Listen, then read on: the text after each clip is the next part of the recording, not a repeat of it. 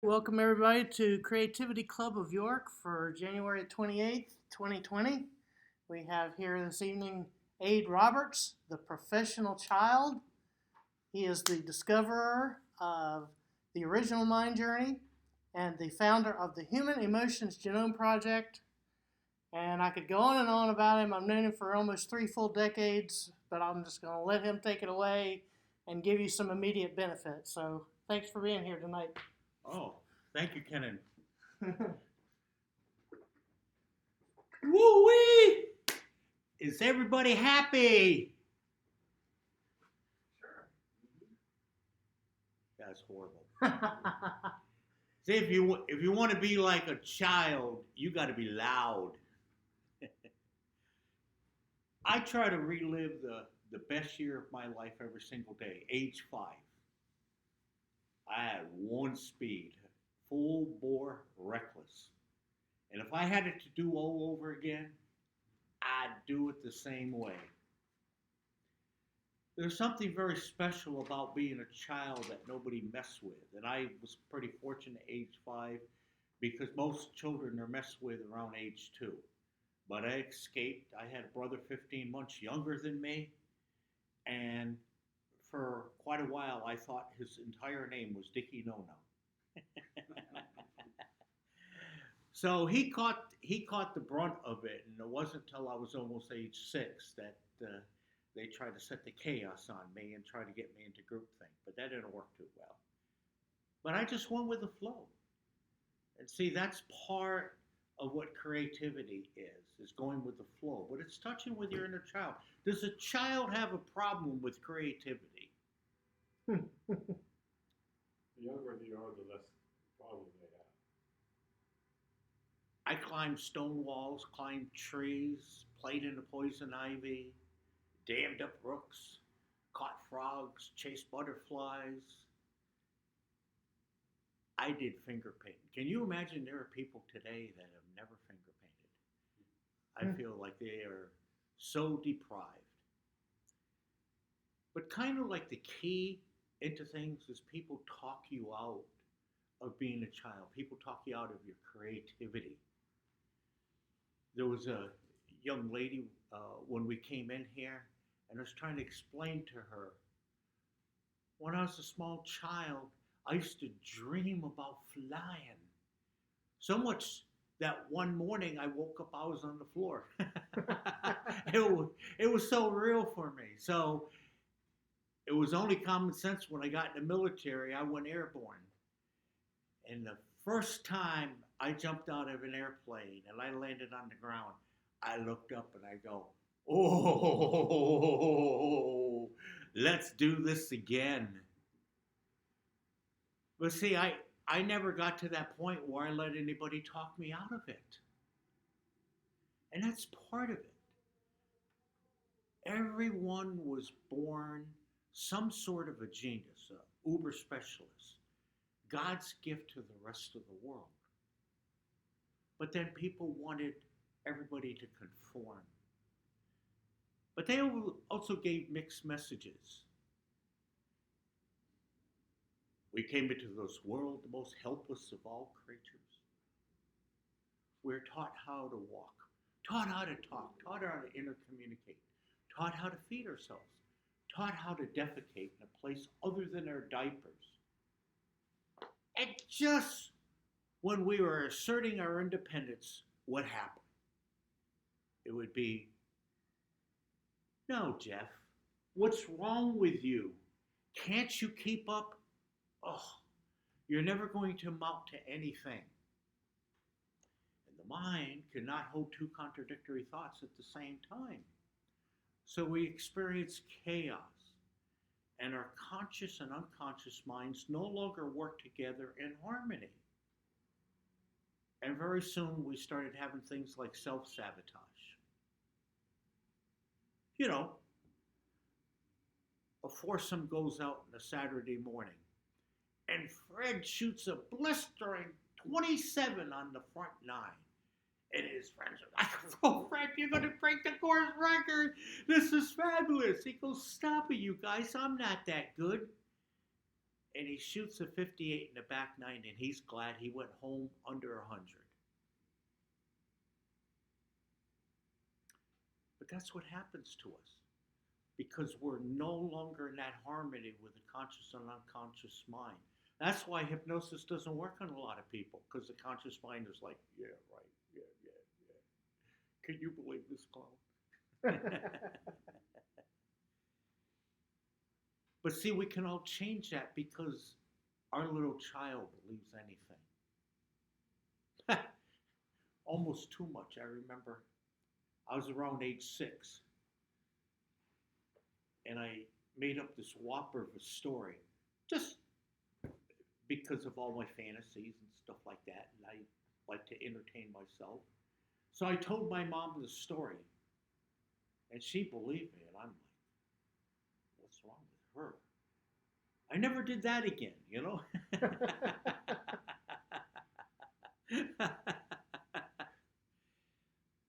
But see, it's the beauty, you know. I come from a long line of storytellers.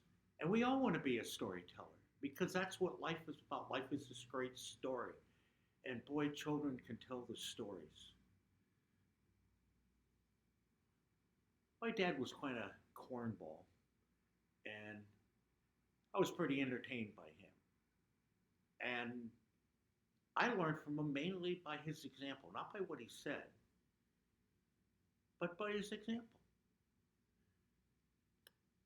We spent a lot of time going over his parents, my grandparents, and well, my grandmother. She was quite the thing. But my granddad, I was trying to figure out what was his purpose in life. Well, he gave us wheelbarrow rides, and he would take us down to the meadow, and he was quite the naturalist. He'd show us all the stuff in the woods, name everything, take us down to the brook. Even had cups over there by the spring. And then one day we were visiting. He was in the living room. My dad was there, and my uncle, and my granddad got on a roll. And I was looking at my dad, looking at my granddad, and I was like, man, the acorn doesn't fall far from the tree, you know? And it's like, this is my destiny. What's a good destiny? Because life is bittersweet. It's fair that it's unfair to us all, you know? And so we need the joy along the way. It's like I'm reminding of the story of this little boy. He'd been away most of the afternoon, and his mom asked him, well, what are you doing? I was over there with Mr. Baker. Well, what are you doing over there? Well, his wife just died. Well, I was helping him cry. And see, that's part of the things a real child does. And we can do it as an adult. See, because a child, they're non-judgmental, and they don't operate in poles. And what I mean by that is we're told to have positive mental attitude. But children don't operate in those poles. They just go with the flow. Because part of what one person calls positive, another calls negative. But the defect of a child is they don't have a refined system of logic. As adults, we have gathered that, and if we are fortunate enough, we also are critical thinkers along the way. But how did we acquire a system of logic? Typically, the first thing was in mathematics. We accepted 1 plus 1 was 2. And then we accepted 10 plus 10 is 20. See, there's a thing of logic behind that. But there's an easier way to get to that logic. Anybody knows what that is?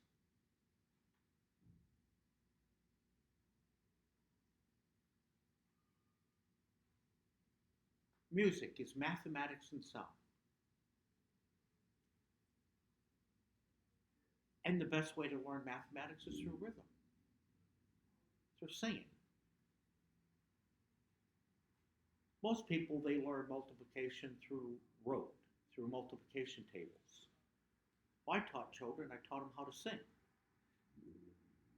And of course, then their parents would get involved because I teach them how to sing by threes to Beethoven's fifth. And the parents would go, oh no, what terrible song has Mr. A taught you, you know? So they would get involved. But the children would be able to utilize all their senses. And before we learned the three R's, we did the three arts. Think about it. You all did it. When you first stood up, you danced before you walked. I mean, every once in a while, I still do a little happy dance, you know? When we first made utterances, we sang before we spoke.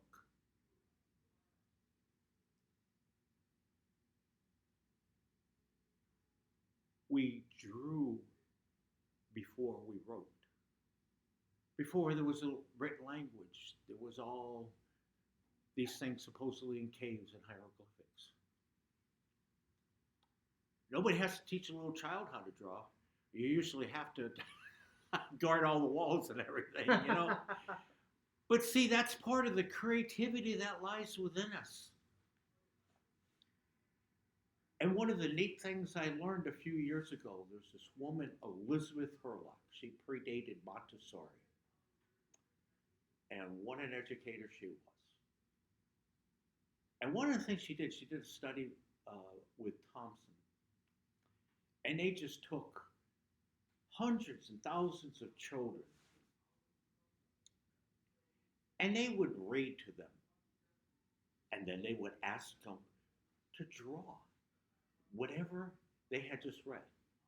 And then they would ask the children, what was it they drew? They weren't judgmental, just ask them. The children expressed themselves, sometimes in a way they had never done before. And as they got older, they started being more critical of their drawing, but that's where you start missing out. It's not necessarily the dexterity and the expertise of the drawing, it's the expression that goes behind it. I had not really that long ago, and you might even know the person that's the mother, but I was helping out a child who was diagnosed with ADHD. And the first time I met her, she was 7 years old, and she started talking for an hour and a half, and I just sat back and listened. Probably the first time anybody listened to her. And then she goes, Mr. A, do you want to play catch? You know, it was like throw me into the briar patch. But after a few episodes with her, I asked her to draw something for me. Complete freedom. This child already trusted in me. And in effect, she drew her concept of a picture of a window. And then she just simply wrote, see? And I says, what does that mean to you? She says, this is my world. In other words, she wanted me to see her world.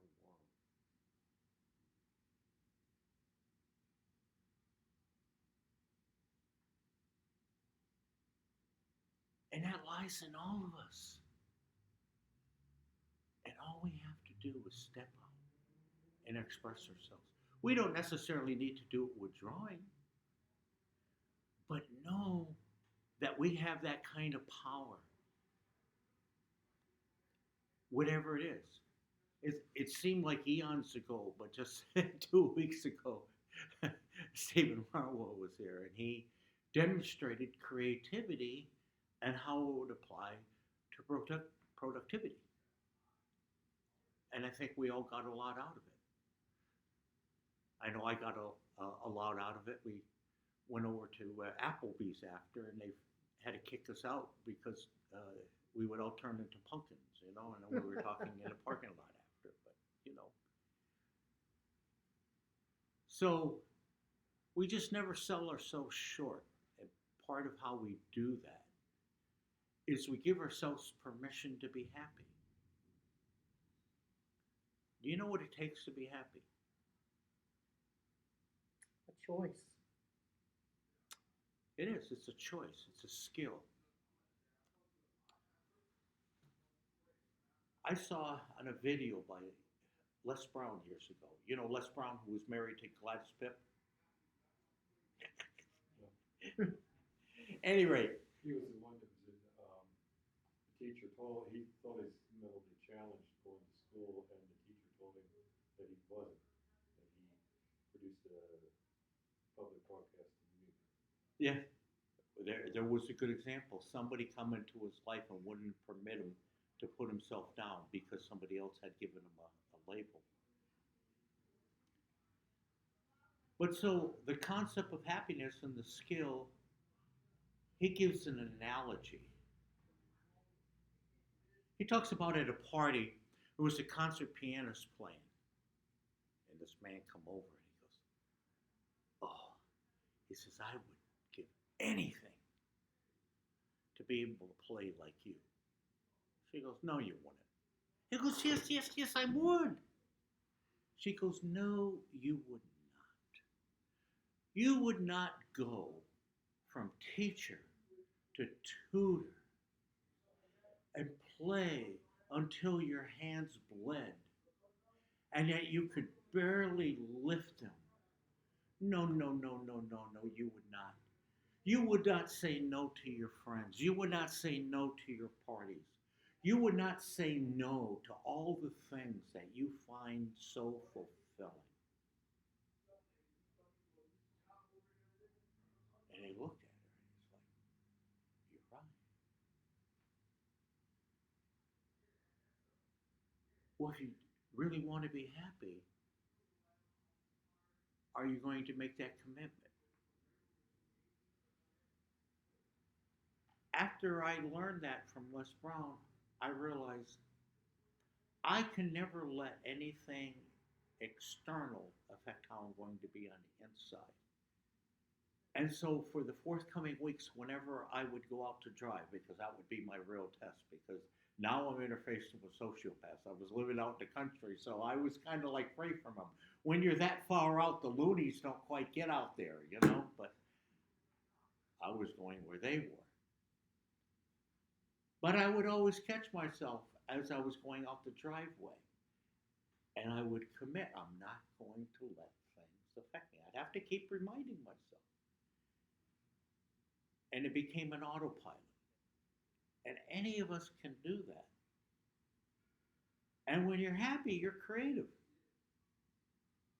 You know, how many people are happy or creative if they're like, well, I got the blues, you know. My dog just bit me. You know. No. This is exuberance to it. And I don't want you to think you all have to jump up and down all the time. Well, you can if you want, you know. What you do in private, that's you. You entertain yourself. So when you entertain yourself, you don't have to explain your jokes to yourself. You know.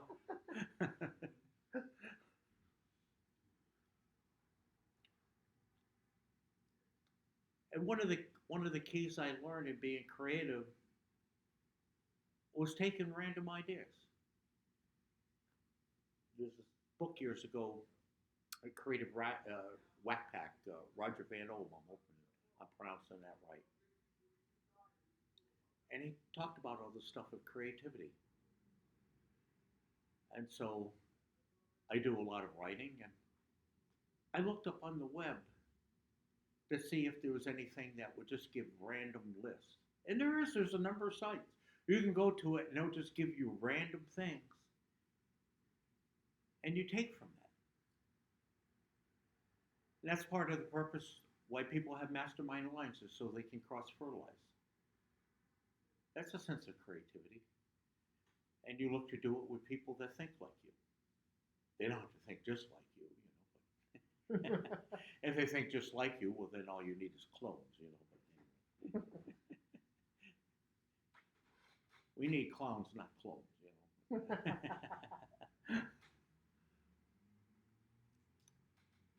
So it's something I have done for so many years, and I've worked in things that require creativity, and it just seems so natural. But I just let it flow, and part of how you let it flow is you have to be willing to be wrong.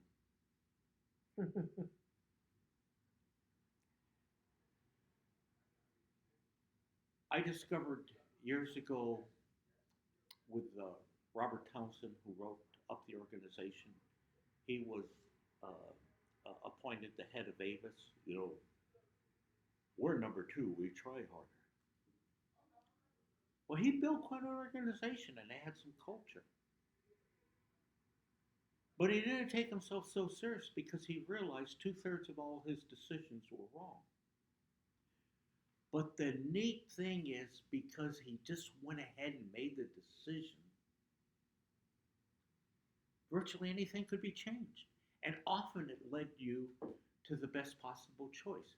But you would have never got there if you hadn't been willing to be wrong. And that happens in almost every conceivable thing of life. Now, there's some things you have to put a little thought into. You know, if you're going to get married, yes, you want to put a little thought into that. You know, you just don't, yeah, you know. You don't want to end up with wife number 5 and she's the dancer. You know, I don't want to have to explain that one. You know, but at any rate, most decisions you just make them. It's no big deal you're wrong. There's nobody grading you. You shouldn't even grade yourself. Remember, children are non-judgmental. Children will let you make the mistakes. Well, almost always.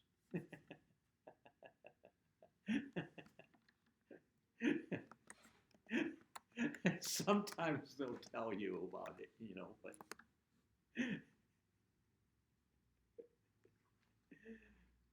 but I think you know what I mean. You're only as old as you feel. You know, I, I, I don't know if any of you picked up a couple weeks ago. I got cancer, and people in the medical profession are like, huh, are you feeling depressed? Do you need any kind of counseling? No, I'd be telling them jokes, you know.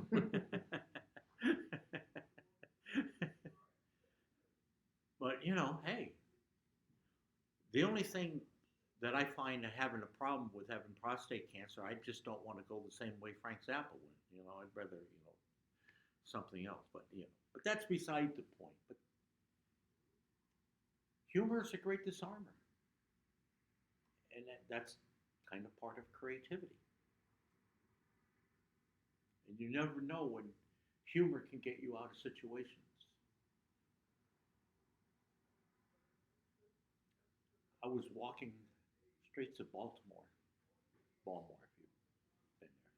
you've been there. And I was down where the buses conjugate a lot. I think it's Baltimore Street. Anyway, this young man walks right into me. He jumps back and he screams at me and he's like, "Man, watch where you're going." And I go, "Don't you know the golden rule of collisions?" He goes, "What?" I said, "The golden rule of collisions, the one with the most ounces is not the one that bounces." He laughed and he forgot all about his aggression and everything. But see, any of us can do it. All we have to do is always be open to just let ourselves go, just like a child.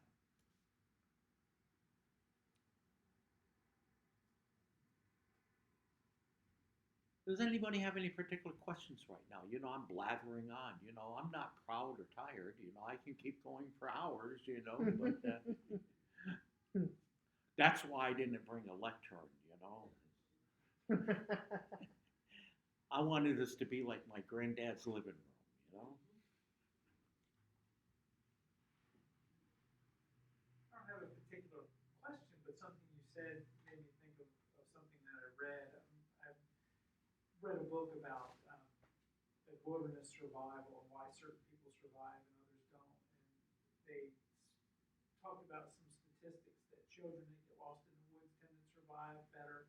The kids that are below 12, I think it was 11 or 12, kids 11 and older that get lost in the woods tend not to fare so well and often don't survive because the children that are younger, if they're hungry, they eat. If they're cold, they find somewhere warm. They just do what comes natural. They're not restricted where the 11-year-olds and older think they have to find a way out. They've got sort of a mental map of what they're supposed to do, and they try to follow that.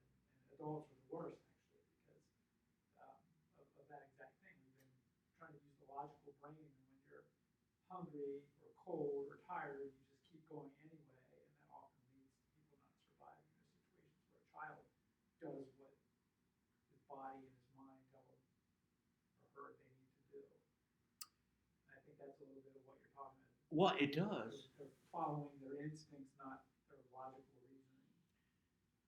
They haven't really let groupthink seize them yet. And you find this very heavy on so-called survivalists that have been wanted by the law. You know how they get caught? The need for human contact. See, the small kids, they can entertain themselves. Yeah, we all need one another. But small children can entertain themselves for days and days and days and days and days.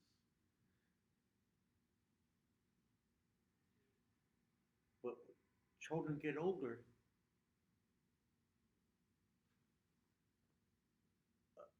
do I have your approval? And we start living our lives. Well, we don't have to include we, but but that's what a lot of people do. They have to have somebody around to validate them. And that's part of what happens. A 13-year-old does not just wake up one morning and go, I pondered the universe. In order to be chic and to be famous and well accepted, I need to take up cigarette smoking. No, they don't do that. They happen to hang around with a group of anywhere between 11 and 16-year-olds who happen to smoke. And their peers years later can stop smoking, but the individual's still smoking, the residue of groupthink. And that works for all kinds of stuff. People become little wind-up automatons. Why? You don't have to. You're not free. You see it typically with people that get married is they live by the set of rules that their parents taught them. Hello, you left home, you're living on your own. You have to make your own rules. You have two people with conflicting rules. I always get a kick out of the old story about this man. He asked his wife why she cut off the end of the roast before she put it in the oven. She goes, well, that's how my mom taught me to do it. He's like, okay. So he calls up his mother-in-law. She goes, well, that's what my mom taught me to do. So he calls up Grandma Cranston. He says, why do you cut off the end of the roast before you put it in the pan? Because that's the only way I can fit it in my little pan. See, the reason don't exist anymore, you know.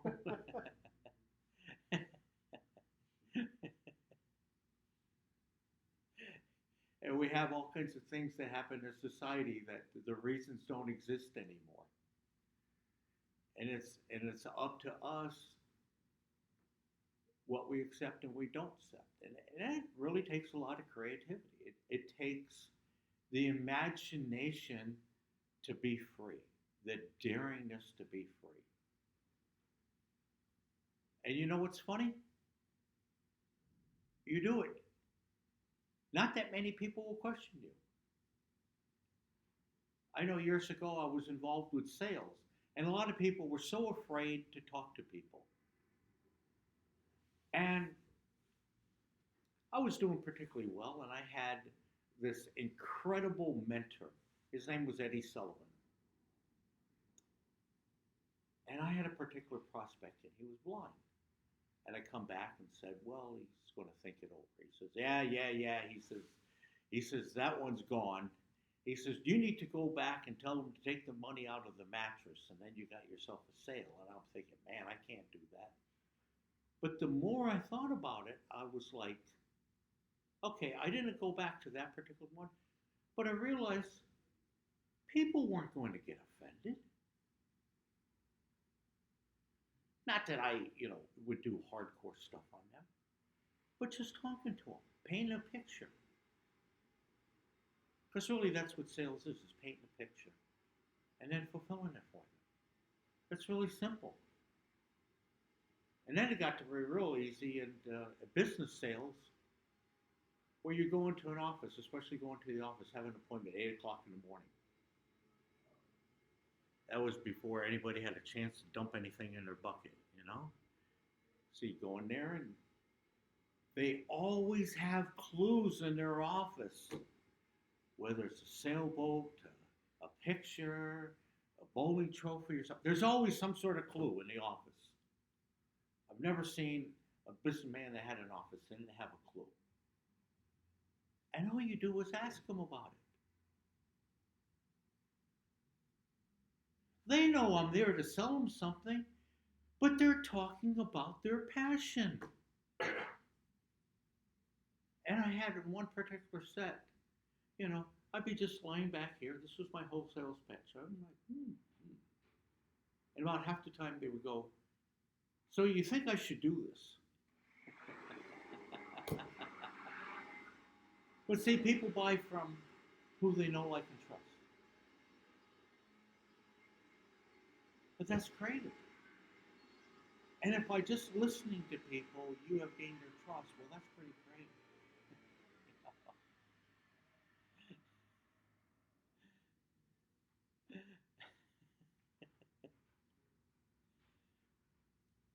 So, at any rate, if you haven't done it, I highly suggest get some finger paints and play with it. I had a few years ago, I wanted a logo for drug-free ADD, ADHD. And so I commissioned Kenan and his daughter to make a logo for me using finger paints. Took them a little while, but then they got into the flow and they had fun. And that's still up on the website,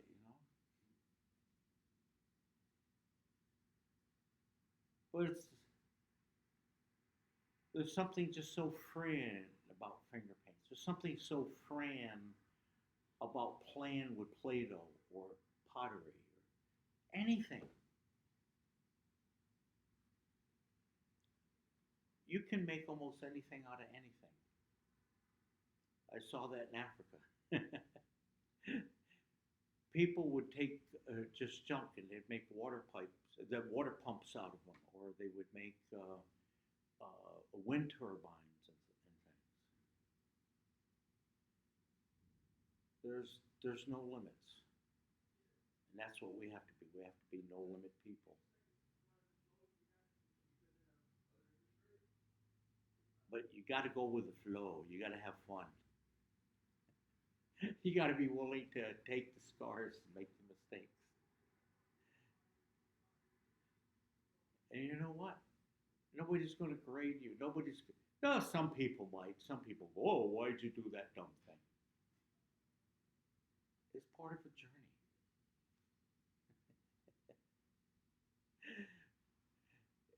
You travel through the woods, you got to go through the poison ivy and the briars.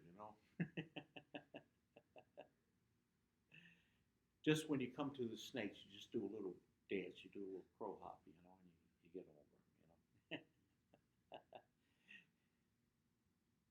You don't do as some people do, where they go, well, you need to confront your fears. You don't kiss the cobra, okay? Trust me, you don't kiss the cobra. It could have just swallowed a rodent and it has rat breath. It might want to slip you the tongue, No. You use other emotions, you use resiliency and persistence, and you take a detour, The cobra has a right to live. You don't bother it, it won't bother you. But God gave us all those emotions for a reason. God has emotions, we have emotions.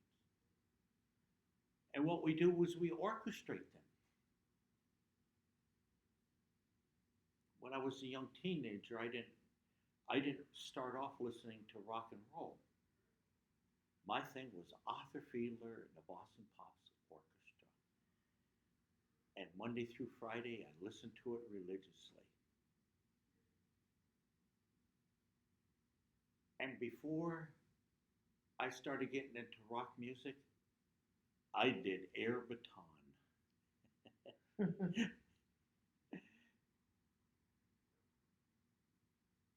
And then I saw a video about a month ago. There's a professional basketball player. He plays for the Boston Celtics, even though he's goes to the G League. He basically plays in the G League because he's developing his skills. But he's 7'5", and he's a folk hero in Boston. And he had a specially designed tuxedo, and he led the Boston Pops. And he had fun. He's conducting, and at one point he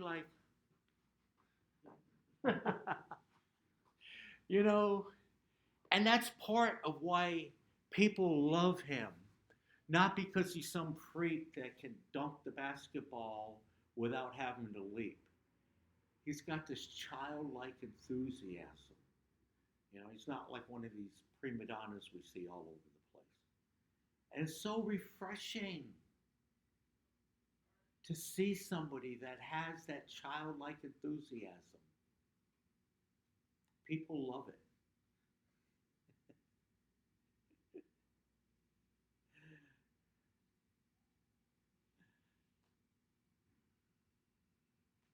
So I didn't come here to sit and just talk the whole time. I just wanted to be a catalyst, be myself,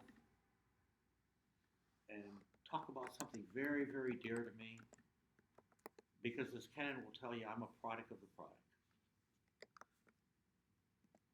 I've discovered things in psychology.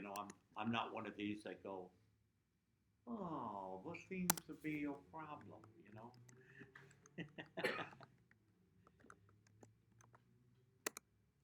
But that's what I discovered. I discovered to reconnect my conscious and unconscious mind, just like when I was a little child. And it was so freeing.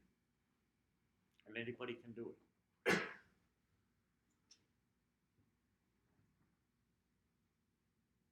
When you say reconnect your subconscious and conscious mind, you're just acting in a way where you're not limited by your logical thinking. Is that what you're saying?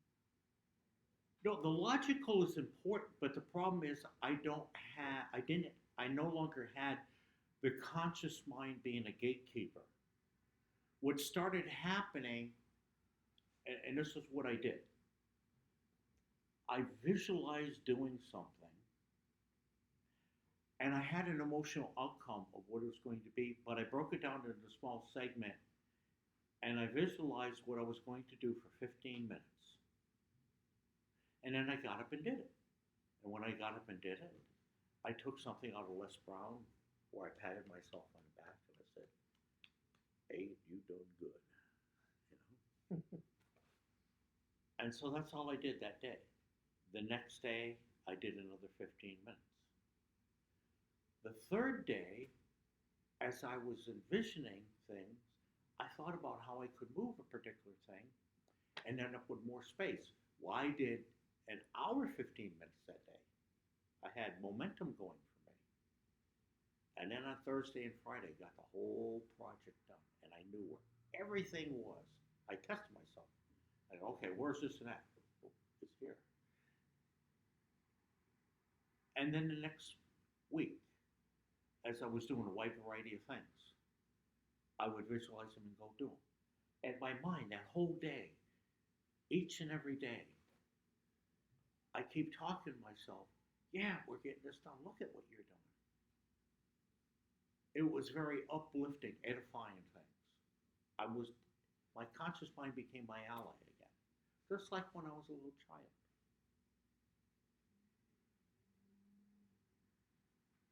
Because it was back in harmony. And now part of the reason that happened for me is ever since I was a little child, I was the most forgiving person I ever knew. So I often tell people, people did you wrong, but they often did it out of ignorance. And if you got issues with it, write letters. And then either cremate them or bury them. Do it ceremoniously. And some people complain it's emotionally draining. Yeah, but it's a catharsis. You forgive the past. You won't be replaying it on yourself anymore. And forgiveness is that important thing. And see, I had already done that. I did not do that particular thing, but I had already done all the forgiveness. I just accepted things the way they were. And I didn't point any fingers, point any blame, because I knew it was a cycle of ignorance. And I had to be responsible for myself. And part of the key is I used emotions to drive me. In this particular scenario I talked about, how I got started, I got angry with myself.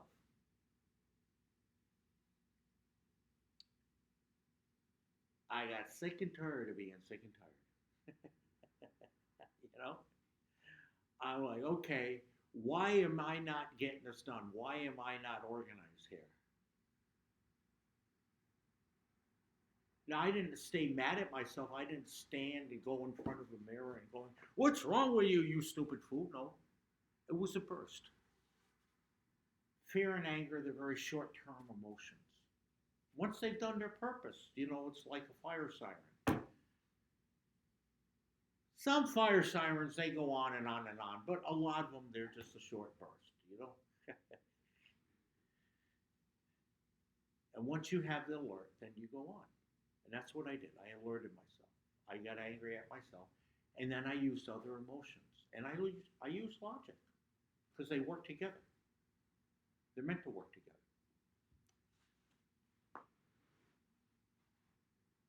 I'm going to tell you something you may not know.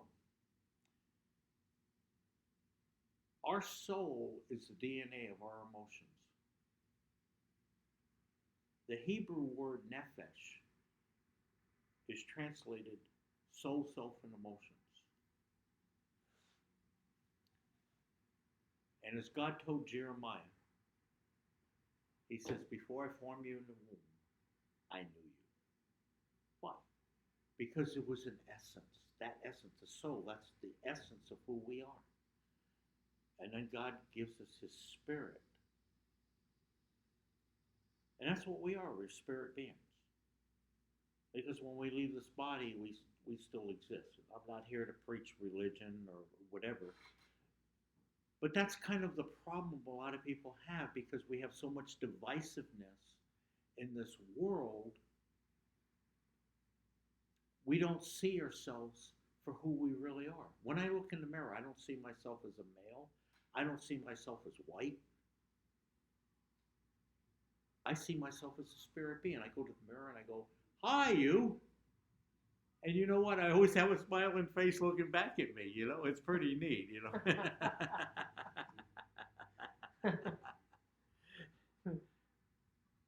But that's what it is. And so, as we conduct an orchestra, that's how we handle our emotions.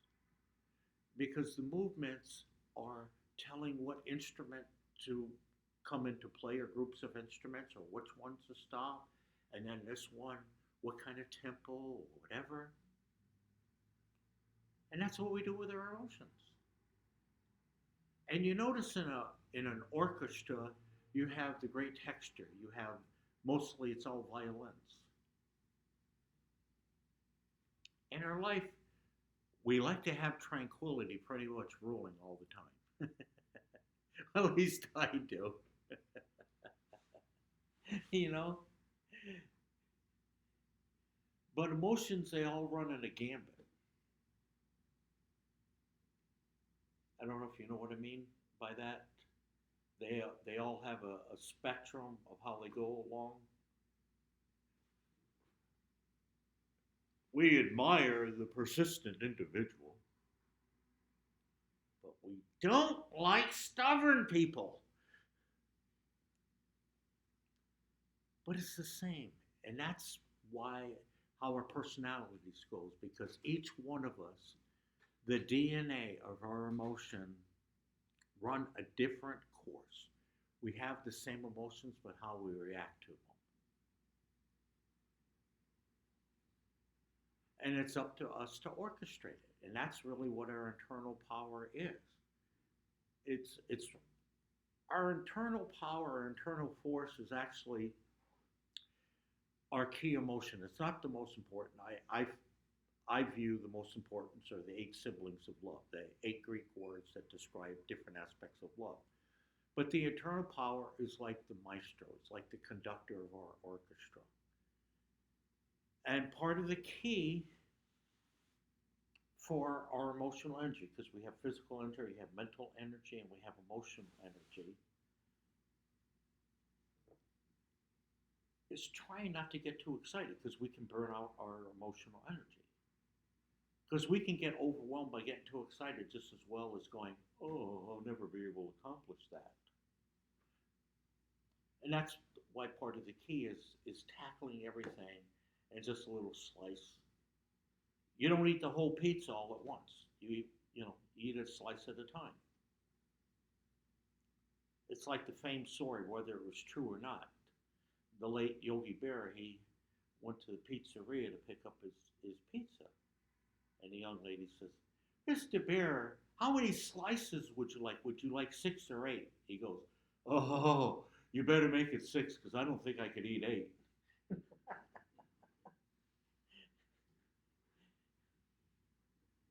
And that's for us, That's why so many people never program their VCRs, and thankfully they're obsolete for them now, But anyway, But people get overwhelmed for all kinds of reasons, and part of it is we get too excited. And that's why we want to be able to have that texture, that tranquility of being relaxed and being able to operate from that. Makes life much easier. I have to go to all these medical people right now, and they always love to take your blood pressure, and they're like stunned that I don't have a high blood pressure. They go, "You must be a real relaxed individual." I said, "Yeah, I am." "So the cancer don't bother you?"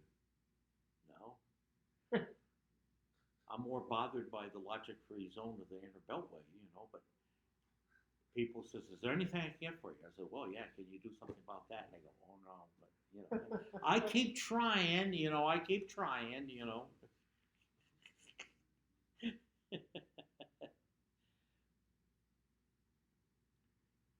But that's it. You know, life is bittersweet, and so it's up to us. You know how we handle it. And I know for me, the best way to handle it is like how a child handles it. You just keep right on going. As you say, they get lost in the woods. Well, they find their way out. You know, they know how to survive because they didn't have anybody there to talk them out of it. And I can appreciate it because my brother and me, when we were young, we practically lived in the woods. My mom would looking for us. She would go into the woods and go up to the edge of the stone wall of the neighbor's property, and she would call out where we'd be up to the cave, and she says, "You boys up there? It's time for dinner," you know.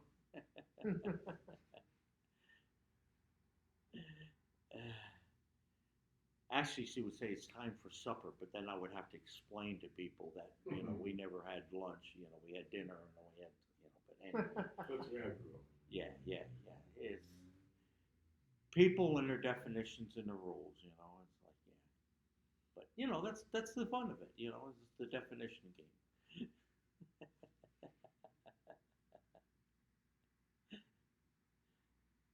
And so we create our own words, we create our own language, we create our own definitions. As we saw from Stephen a couple weeks ago, you know, you stay flexible. There's so many different ways in how you can solve things, and there's so many different ways. And I found just talking to Stephen afterward in the parking lot at Applebee's, something I tried before as far as trying to use audio to do writing for me. You know, I tried Dragon. Well, that didn't work very well. Then I tried on Google Docs. Google, yeah, yeah. Well, that worked in one sense, but I would spend more time having to edit how it would come out. It's kind of like on your phone when somebody leaves a voicemail, and then you look at the transcription and you're like, "What language was this?" You know, huh? And then Kenan taught me it's like, "Well, here, hit the speaker button." Oh, okay. But if you look at the transcription, you know, you'd never guess what they're talking about, you know. But that's what can happen. So little how people can be a catalyst to set us off in a direction of momentum. And that's what you want. You want that momentum. Trust me, it works. I have something in mind. Okay. You have often, with the depth to which I know you, have talked about this misconception that's out there that emotions and logic are continually in juxtaposition and at war with one another. But you don't take that view, and I'm wondering if it might be helpful to hear you explain more how that is. Sure, they came about like over 2,000 years ago with Plato. Plato was not a psychologist, he was a philosopher, but somehow people, you know. Then again, Sigmund Freud, he wasn't I digress. That was a Freudian slip there. At any rate, great discoveries often break preconceived or existing orthodoxies. I mean, medical science years ago was bloodletting, you know. But the logical mind, the rational mind, works in harmony with the emotions. They're separate entities, But God gave us both. And they're meant to work in coordination and harmony. And so what I do is I use my emotions to drive what I conceptualize from a logical standpoint of view. I'm one of these nut jobs that write down my goals. Well, first I have my values and priorities, but I don't have to keep writing them. I already have them. But I look at them every once in a while. It's nice to look at them. But I have my values in priority. And my number one value, for example, is integrity. Well, a lot of people, they think integrity is what you do when nobody else is around. But if you are misconstrued about what is factual, you may, in your integrity, do something that isn't right. And yet, you're still going according to your integrity. Your integrity has to go beyond that. So that's just a little lesson there. And that comes into what amounts to critical thinking. There was a man named Hegel. I don't know if you ever heard of Hegelian dialectics and things like that, where you have a thesis and antithesis to bring about a synthesis. We see that in politics all the time. When you have the right gatekeepers and the left gatekeepers, and they're all heads of the same hydra, But at any rate, but we can use the concepts of Hegel on ourselves, because when I started doing advanced logic puzzles, I would have to put out a theory. And then I would have to take the theory to the nth degree to either prove or disprove what the theory was. And typically the theory would be wrong. But that would then be a clue. That would be how I would have a clue to do this advanced logic stuff. Because it wasn't like the check boxes, here's real simple, you just eliminate that, you do the logic puzzle in a few minutes. But the advanced ones, you got to spend a lot of time. I told Kenan years ago, they had golf tee peg game. It was in a triangle, and you end up where you have one in the center. It took me 6 years to come up with a solution. And how I finally did it, I did reverse engineering, where I put the peg in the center, and I figured out, and I went backwards, and the course of action didn't seem at all logical to me, but that's what works. So, you got to be creative about these things. But back to the whole thing, my goals, they're driven by my emotions. You think about like the Wright brothers. They were in competition where who was going to have the first airplane, because there were different people that believed it could work. Leonardo da Vinci had the concept many years ago. He just didn't have all the ins and outs. The Wright brothers, they were emotionally obsessed with what they were doing. They were little kids. They went out there with extra sets of parts because they knew things would go wrong. They knew about the Murphy family, But they didn't give up because emotionally they knew. And so their logic and their emotions were working together. And we can do that every single day. And that's why we can't be afraid of making the mistakes. As long as we don't beat up on ourselves, we're okay. But, people tell somebody, oh, you're being too emotional. Oh, why don't you just say, stop breathing, Just go ahead and pass out or something.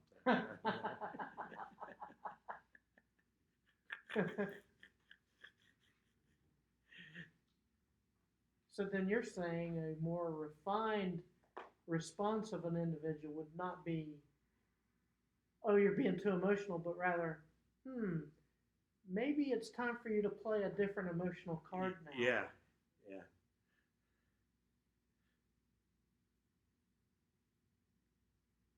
I'm making up a deck of cards. They're called soul cards, but there's one for each emotion. And that's because I think of them as a deck of cards where they each have a particular thing. Do any of you play bridge?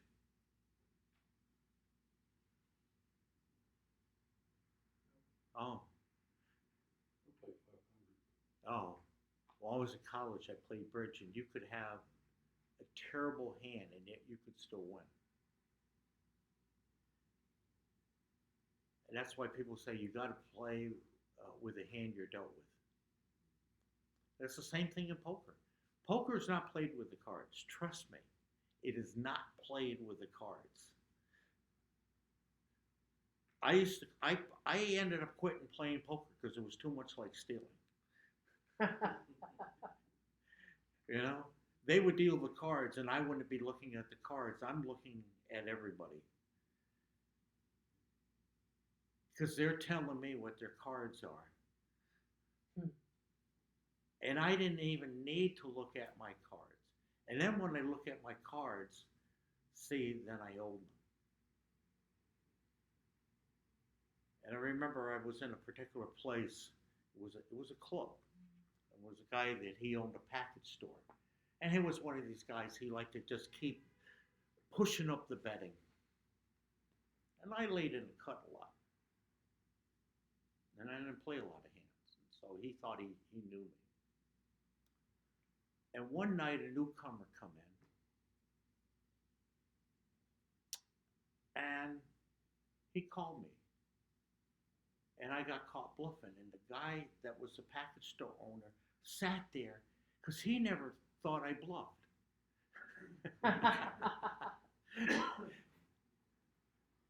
But you know what? That didn't hurt because there's an old rule in poker. If you never get caught bluffing, you don't bluff enough. But I played with the cards that were dealt me. And that's what we do in life. And so we utilize our emotions and we use our logical mind to get what we want.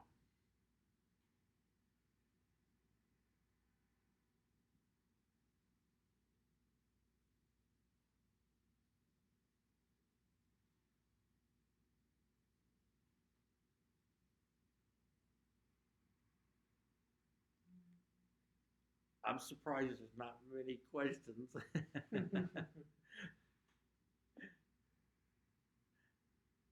There's no rule, for example, that you have to stay to the very end, you know.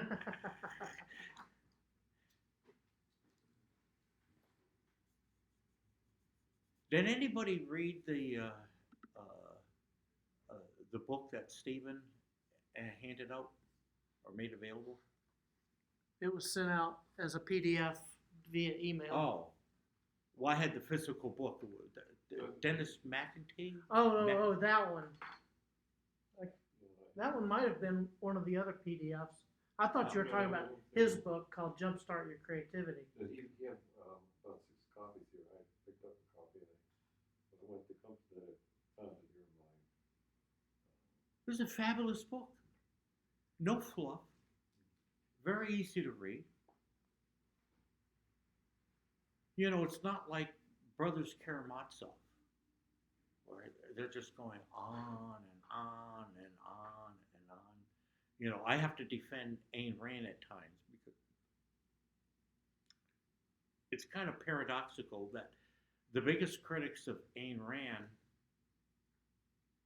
support the core beliefs that she puts out there. The little guy fighting against the big corporations. But no,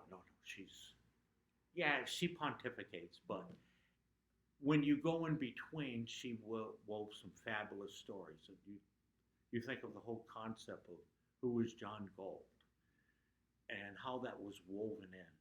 That was pretty masterful. It's just that you had to read her getting on her soapbox page after page after page to cut through it, you know. So creativity's cutting to the chase, you know.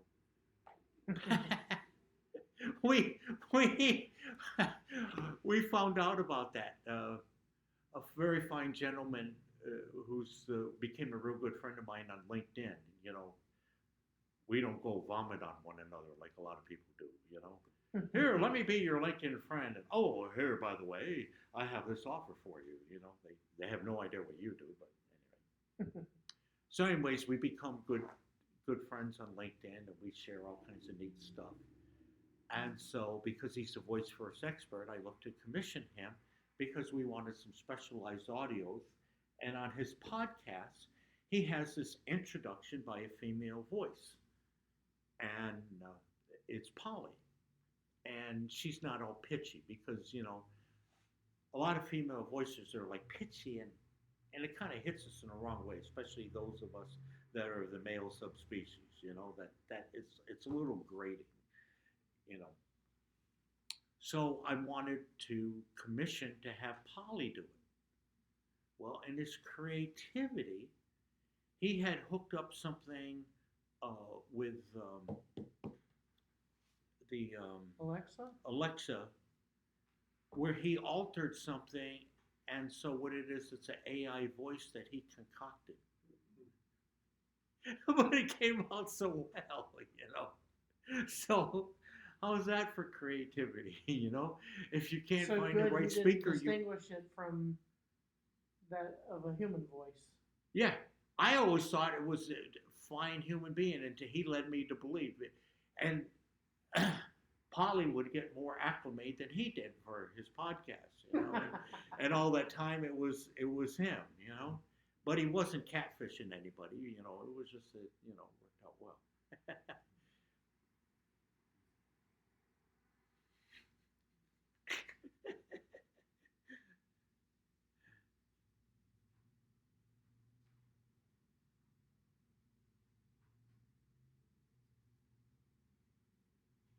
Well, if there aren't questions, I'm wondering, well, what kinds of things are giving you cause for rumination? What's been a stimulus for you? What could be helpful for you to talk about right now that you've heard and thought, maybe that's interesting, or I wonder what I could do with that?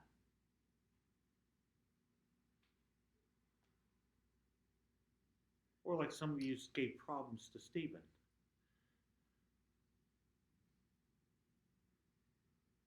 I'm thinking a little bit about that childlike enthusiasm. Mine was almost always internal. So I was a pretty quiet kid. I didn't jump up and down a lot or any of that. I was pretty calm too. But I had all sorts of things going on in my head, you know, and my enthusiasm was mostly up here. And then that's true today too, for the most part. And I think the disadvantage of that is it's harder to get others to appreciate that. Well, that's you. That's part of what you are unique. You know, I don't expect a lot of people to be flamboyant like me. That's just the way I am. So you go with the flow. You go with who you are. You may not have a need to externalize it. As long as you're happy with yourself, that's all that matters. If it serves you, go with it. Right, and you know, and I've kind of made peace with that, but there's a part of me that wishes I could be a little more enthusiastic to kind of spread that, you know, like what you're doing tonight, spreading that interest in creativity. You know, and a lot of times, you know, I think some of us deal with, you know, we get a little creative around people who aren't, and they think you're a little strange, you know. It's good to feel a little strange because when you think about it, when people talk about normal, that means there's half of the population that are like, whoa, you know. I look at Kenneth has a pickup truck, Roberta. I like to name the vehicles, you know. And two of the gauges, it has the range what is normal. And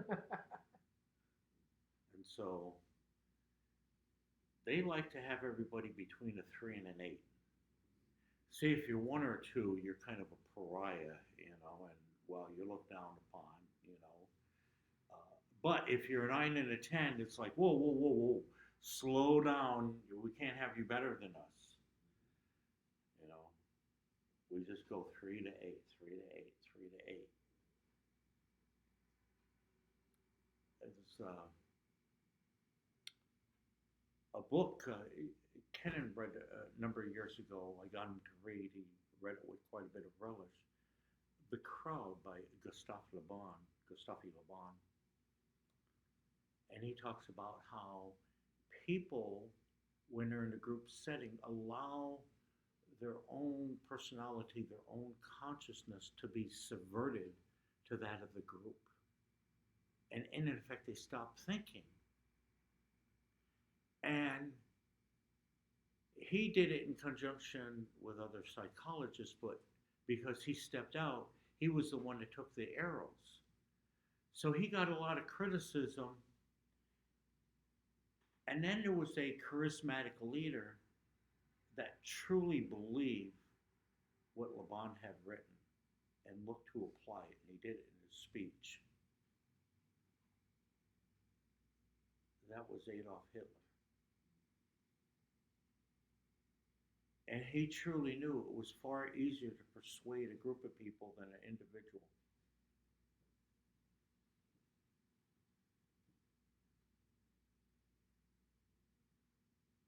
And you probably see that in TV. Like, for example, the nightly news is a real good example of it. Have you noticed that for years now they have everything in 6-second sound and video bites?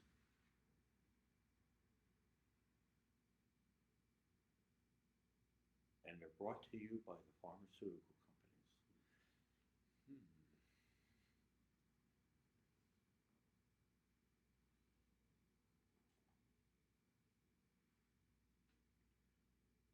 Needless to say, I don't watch the nightly news. I don't watch TV. Sure, there's some. Yeah.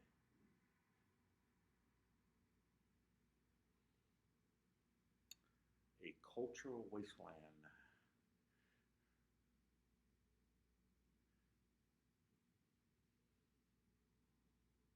Occasionally he'll on the computer he'll watch some basketball, but they have so much ads on.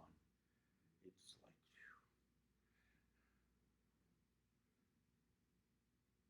phew. Okay, you guys did enough scoring. We need to have a commercial break.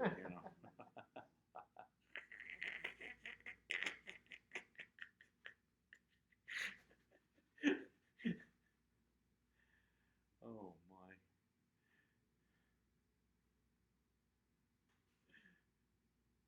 I had last post I made on Facebook.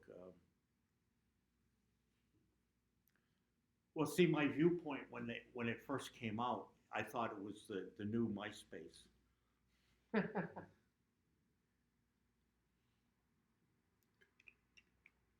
We don't even need to go there, but anyway. But I've been on Quora for a few years. I don't know if you know what Quora is. Well, Quora is a site that I think it's AI generated because there's a lot of stuff about it that doesn't make sense. But people come there and they ask questions and other people give answers. But the problem is people don't look up if somebody else had already asked the same question and if the answer is already asked. So the post I made on Facebook was, the so-called teachers in public schools said there's no such thing as a dumb question. Well, they need to spend time on Quora.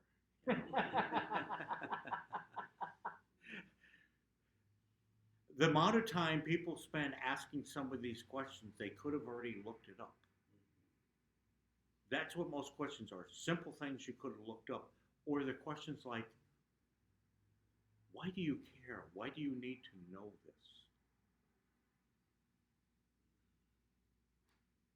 What can stop a 50 caliber bullet? I'm sorry, I don't ponder those kind of things.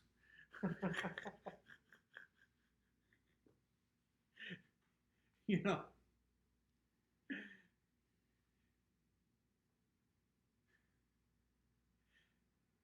and then it's bizarre because then when I think somebody asks a serious question, very few people even acknowledge that I gave them an answer. You know, I give them my credentials and they'll be back asking other questions.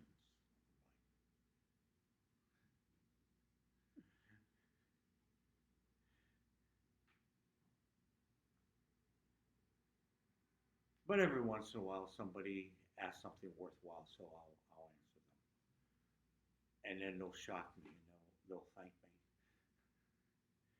or even engage me, you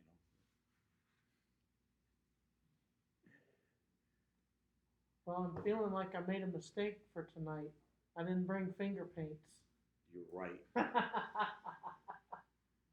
We should have had brown paper on the floor and I'll crawl down with smocks and just had at it. I guarantee you we would have had a lot of fun, you know. I have a 9-year-old that's a perfect example of everything you're talking about, the way children are. He just goes around the house, and every time I come in the house, he's concocted something out of cardboard and tape and paint and clay, and just he's constantly cutting and pasting and building and taping things on the wall. He's actually graduated to the shed now. He's like screwing things together and making little stools and tables and things like that. He needs a little help here and there with that kind of stuff, but he's got a little birdhouse. And he's only 9. I like to say he's a young 9 because he acts in that way much, I think, younger, and I think it's good. Well, you've obviously Just given her a watch. certain amount of freedom. You're not a helicopter dad. No. Yeah. We let it go. It's But that's actually part of the key because, like I had given the example, I told the walker to my mom, and then I decided I was never going to do that again. But children that go out and they be the junior explorer, they have a need to then come back and debrief the parents. And that's part of their communication and their growth. And part of why I'm not hooked up on groupthink when I was in second grade, and I was very upset when I was in second grade because I thought I should have been in sixth grade by then, because there was a particular girl that went from first grade to third grade, and I knew I was much smarter than she was, and I should have been in sixth grade, you know. And my second grade teacher was exasperated by me, and she did not know how to teach. She was a second grade teacher, but she didn't know how to teach. Uh, like I said, I learned from my dad's example, and I'll never forget this. It's so indelibly etched in me. I was standing in the doorway of the dining room looking at my dad sitting in this easy chair reading a book in the living room, and he had this smirk on his face, and he looked up and he says, "Hey, you know, we got all these books here, just help yourself." You know, it was like the normal, natural thing to do. I just use normal and sensitive. It was the natural thing to do. So I was an extremely avid reader, and I would do stuff like play games of looking up stuff in the encyclopedias and making lists, and I would read the dictionary. And I had to give this report in second grade, and she accused me of plagiarism. She says, you didn't write this, you don't know what these things mean, and I said, just ask me anything. So I told her what all the words mean. She still didn't believe it. So typically, when she would start class, she would call upon me first and never call upon me again. And I'd be sitting there, oh, you know, it was like torture. You know, they're running the speed of, you know, the other children, and I'm like, get on with it, you know? It was like, oh. So she put my desk out in the hallway, and I had to do my work out there. Well, that's fine, because I didn't have her holding me back. And the principal comes walking down the corridor one day and he sees me there in the desk. He says, Roberts, what are you doing out here? And he's looking at all the stuff I worked on. He said, did you do this? He then marched me in the classroom and he put all my stuff up on the bulletin board. Well, she didn't like that one bit. But that had me where I was not hooked into what other people thought I should do, including what adults thought I should do. And then when I was in 6th grade, I got changed over to class, and it was the new teacher, and they gave him all the misfits. Well, guess who one of the misfits was, you know? But he knew how to teach. He knew how to motivate. The second day I was in his class, he took me out to the hallway, and he had me stand against the wall. And he pointed to the door of the classroom I used to be in. And he says, you see that door? You see anything about it? I says, yeah, it's got wire in there. He says, look closer. He says, I can stand out here in the partially lit corridor, and I can see your reflection in the classroom there. But you can't see me. So I can stand out here and I can watch what you're doing. He said, get back in there and get to work. But it was good.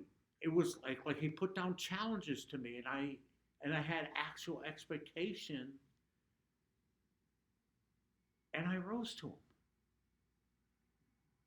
And that's what you do. You have expectations of the child, and they rise to them, especially when you give them that freedom as you're experiencing.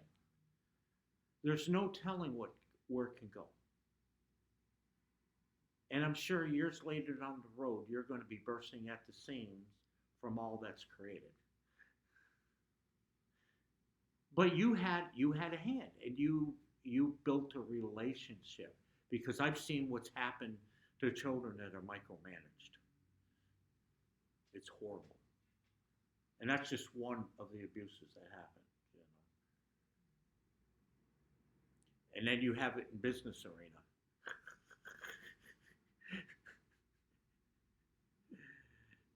That's no fun. Any of you's ever worked for somebody that micromanaged you?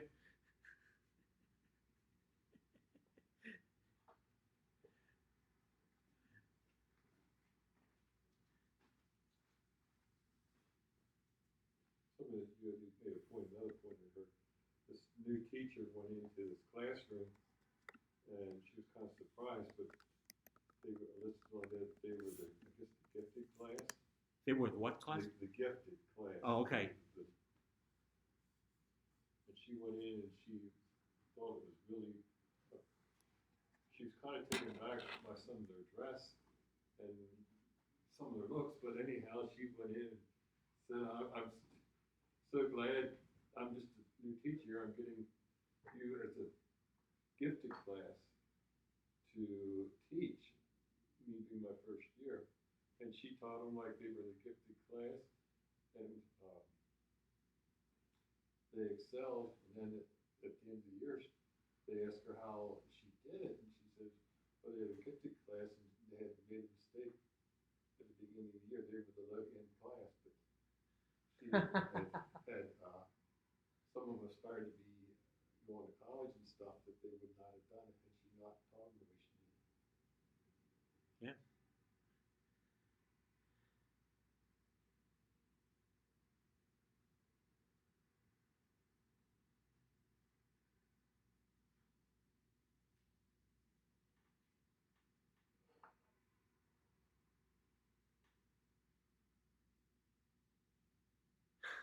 I know this fits in.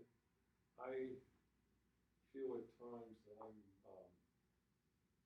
figured out that I've never been, I have some degree of ADD. I can be sitting here at one time and try not to be conscious of it. I could be here sitting, talking to you about one subject, and in the middle of the sentence I could change and start talking about another unrelated subject altogether. What's wrong with that? Well, it's a little hard to follow. Maybe, but have you ever seen movies where they have flashbacks or they have asides? They even do it in a play where they have an aside. And conversations are organic. And sometimes you have to give four-part color harmony, you know? The whole concept of what is attention deficit really arose out of people stop having motor skills. Then when I was a kid, I did all these things in motor skills. But then we started having a generation where we have blue screen devices, and the blue lights interfere with the REM sleep. They interfere with patterns. And also, when they're glued to these blue screen devices, they're not doing motor skills. So, like, I was talking about this particular girl. I wanted to teach her juggling. So after she talked to me for an hour and a half, she says, Mr. Aed, you want to play catch? It was like, well, that was the ideal thing to start off with her. But she suggested it. So, I felt like a genius, and all I did was just sit there. But I got her doing things because her adopted dad micromanaged the crap out of her. When I first talked to him, I was telling him I was going to be teaching her how to use rhythm. He says, "Oh, I don't have rhythm." Well, you have rhythm whether you know it or not, but I know how to teach rhythm. But she had it. But see, he wanted her to conform to a particular way, but that's not how she learned.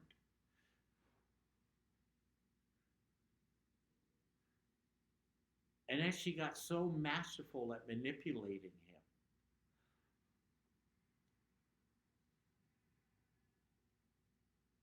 But see, I understood. I understood what she was doing. But he was manipulated right under his nose and didn't even realize it, where he thought he was controlling her, but she was controlling him.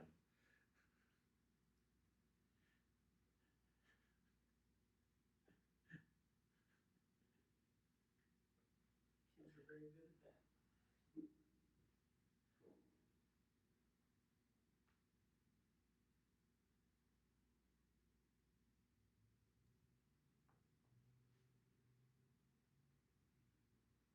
I think this was good. It really opens my eyes, makes me be more conscious about watching my children and watching how they interact with the world and the things that they do. Because it's just you get caught up in the day-to-day routine, and it's like you're just in what I would call like a drone zone. You just have the routine you do every day. You sort of forget about all the creative aspects of life because you just have to get things done.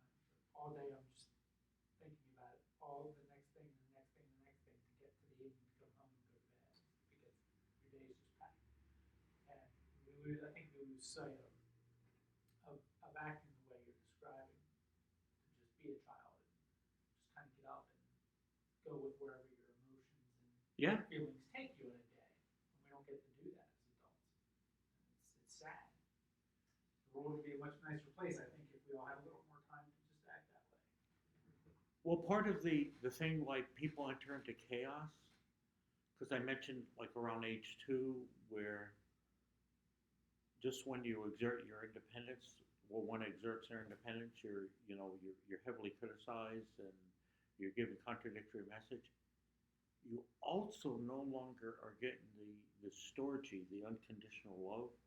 You start having conditions placed on the child in order to get love. But there's one group of people who are immune to that. Want to take a guess who?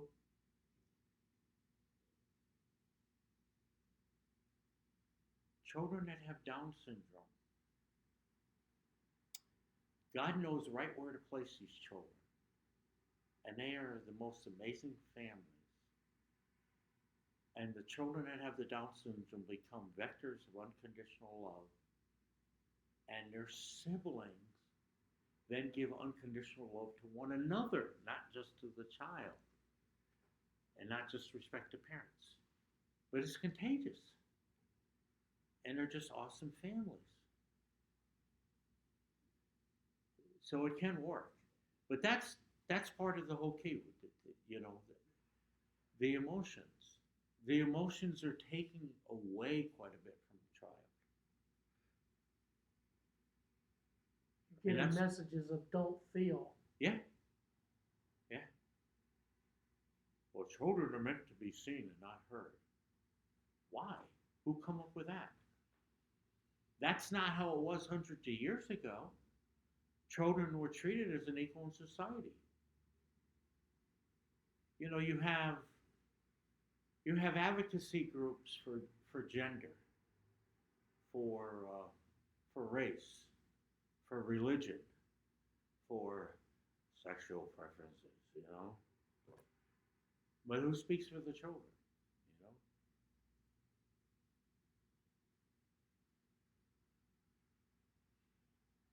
Well, if we're all that child, we speak for the children.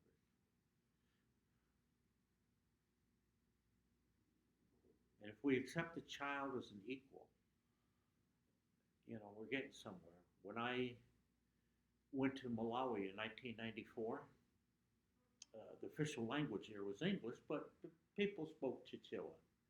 And Chichewa was a very easy language for an English-speaking person to pick up because all the sounds, the morphemes, an English-speaking person could do it. There were some sounds that would be at the end of an English word that were at the front, a Chichewa word. But you didn't have to conjugate verbs. So it was a pretty easy language to pick up. But what made it especially accelerated for me to learn the language is I solicited an 11-year-old boy to be my teacher. You want to learn the language, learn from a child.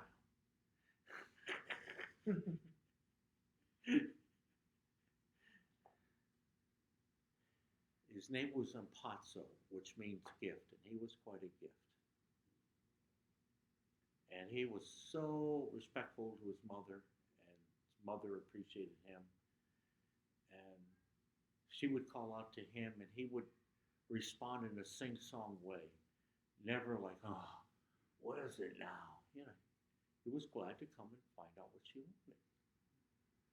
It was such a joy to see that family.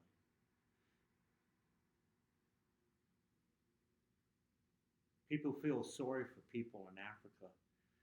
The national slogan of Malawi is the warm heart of Africa. As long as you're not getting on or off a bus, it's fine. It's everybody for themselves, you're getting on or off a bus. But once you're on the bus, it's quite a community. I had one particular time I was traveling the big bus. And there was this young couple from Australia that was in front of me. I was in the second seat. They were in the very front straight seat. And woman come on. And the Malawian people are very small people. They're not pygmies, but they're very small bone. And a large person is 5 foot. You know, I was known as the giant over there.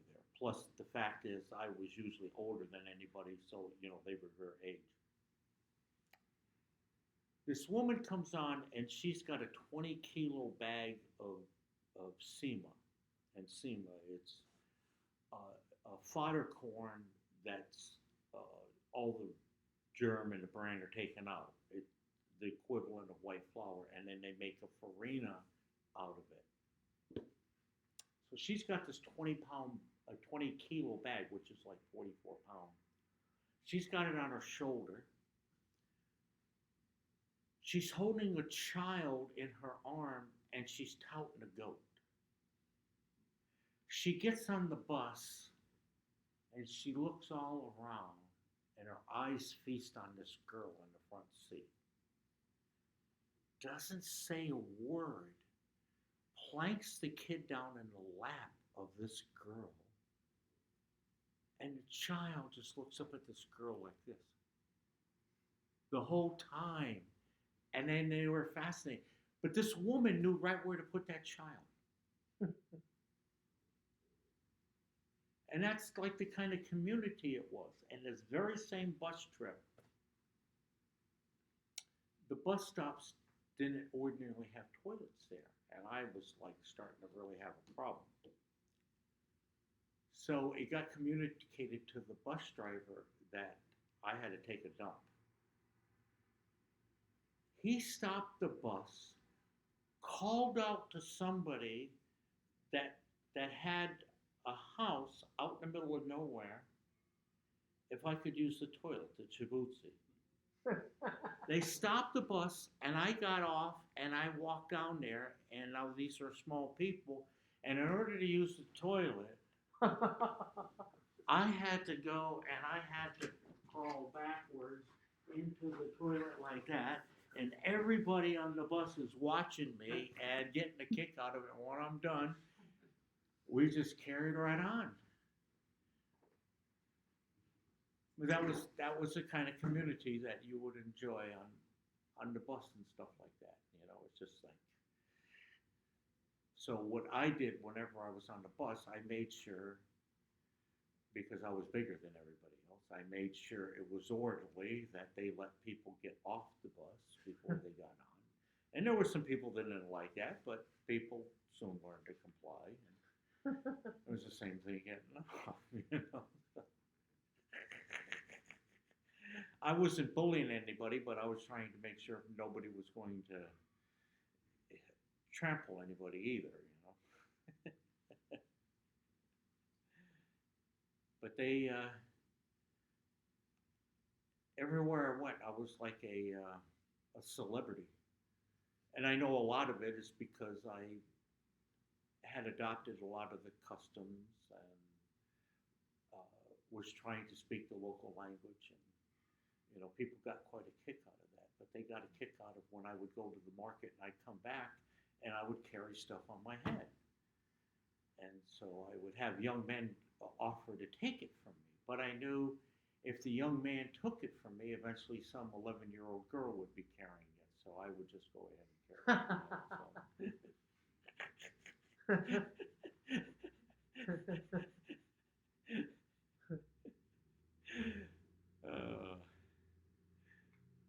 you had a duck for all the doorways. What's that? You had a duck for all the doorways then. You had a duck your head for all the doorways there. Oh, yeah. Well, the doorways weren't quite as bad, but stuff like the toilets, a lot of them were quasi-public, and paper was very expensive, so a lot of people did not use paper there. And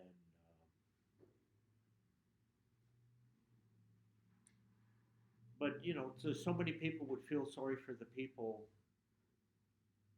They go, oh, they hardly make any money. But in 1994, the equivalent of an acre of land was the equivalent of $7. So there were certain expenses that they didn't have. And if people grew their own food, they were pretty much self-sustainable. You didn't need to make a lot of money to do a lot of things. And you see people in this country go, but they don't have a color TV. You know, they don't have air conditioning.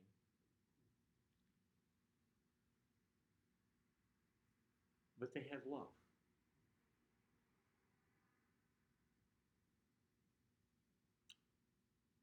I stayed with a family, and they had a 21-year-old man who lost his parents. Because life is short over there. You know, you got malaria and you got other things. And they don't usually take quinine sulfate if they get malaria. which is a shame because it's available there. And the clinics are very, very good. I can tell you quite uplifting story about them. This man was 21 years old. He was an orphan. And Matthews and Beatrice just took him in as part of the family. And because they took him in, he was able to go back to school. You know, they didn't ask anybody's permission. Oh, can we take care of this man? No, that was the kind of attitude that they had all throughout the country. They're all one big family. Now, not everybody did that, but for the most part, that's how they were.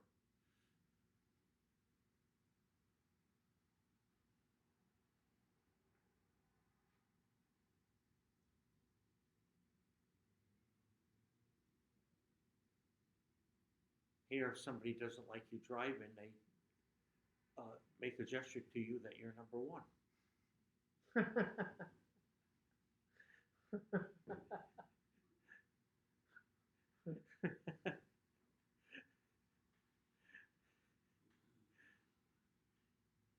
But, you know, hey, I just like to keep that tranquility going, you know. So, I'm just a guest here, but you know, if you want to wrap this up, because Right. I Well, we did go. I don't over want time, people but to turn into pumpkins before my very eyes, you know, and it's like that. We did go over time, but I feel as though our group got edutained tonight. Are there any closing comments or thoughts that anyone would like to voice?